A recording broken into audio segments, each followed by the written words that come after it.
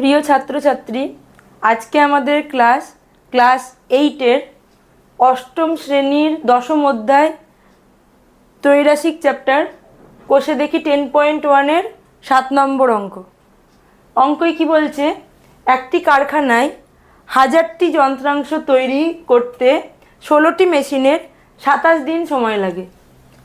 দেখো, 16টি মেশিনের 27 দিন সময় লাগে।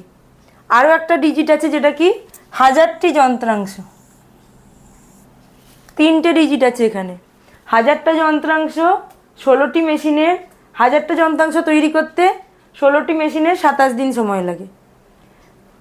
পরের লাইনে কি বলছে, যদি ওই কারখানায় আরও 2টো মেশিন বসানো হয়, তাহলে কতগুলো এখন মেশিন হলো? আগে ছিল 16টা মেশিন, আরও 2টো মেশিন বসানো হলো, মানে 18টা মেশিনে পরিণত হলো। তাহলে একই সংখ্যক যন্ত্রাংশ তৈরি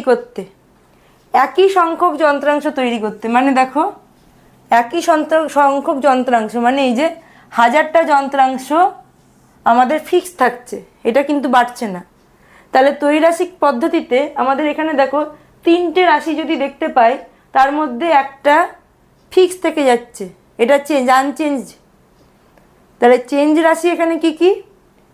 মেশিনের সংখ্যা আর দিন সংখ্যা। তাহলে এখানে আমার মেশিনের সংখ্যা একদিককার রাশি হলো, আর এক দিককার রাশি হচ্ছে দিন সংখ্যা বা সময়। এই হচ্ছে আমাদের দুটো রাশি। তাহলে মেশিনের সংখ্যা প্রথম ক্ষেত্রে কি আছে? 16টা মেশিন। দিন সংখ্যা কত আছে? 27 দিন।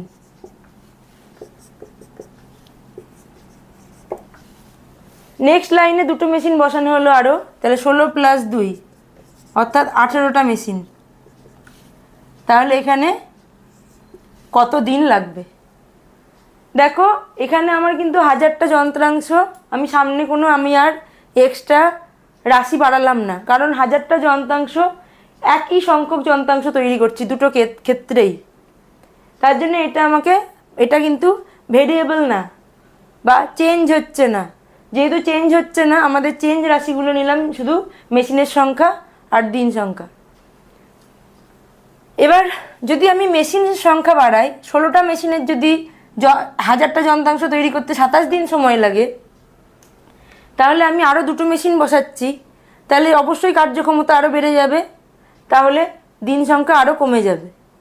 16টা মেশিনের যদি 27 দিন লাগে, তাহলে 18টা মেশিনের কম দিন লাগবে। তার মানে এখানে মেশিনের সংখ্যার সঙ্গে দিন সংখ্যা, মানে অর্থাৎ ত্রৈরাশিক পদ্ধতির যে রাশি দুটি, সেই রাশি দুটি ব্যস্ত সম্পর্কে আছে। তাহলে আমরা সেটাই লিখছি, মেশিনের সংখ্যার সঙ্গে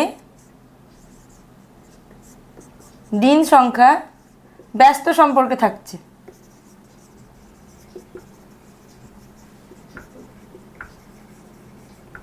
তাহলে যেহেতু ব্যস্ত সম্পর্কে থাকছে, তাহলে আমি একই রকমভাবে নিচ থেকে ওপরে যদি অ্যারোটাকে পাঠাই, এটা কি হয়ে যাবে? ওপর থেকে নিচে যাবে অ্যারোটা। তাহলে এখানে আমাদের কি হয়ে যাবে? এই অজানা রাশিটাকে যদি আমরা এক্স ধরি, তাহলে x/27 সমান ওপর থেকে নিচে যাচ্ছে, মানে 16/18। তাহলে এক্স সমান কত হয়ে যাবে? 16/18। এই 27টা ভাগ হয়ে আছে, ওইদিকে গেলে গুণ হয়ে যাবে, গণিত 27।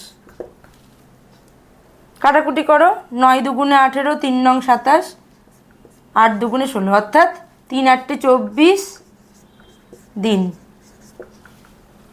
24 দিন সময় লাগবে। তাহলে কি হলো? তো এখানে আমাদের অ্যান্সারটা আছে কি, কত দিন সময় লাগবে?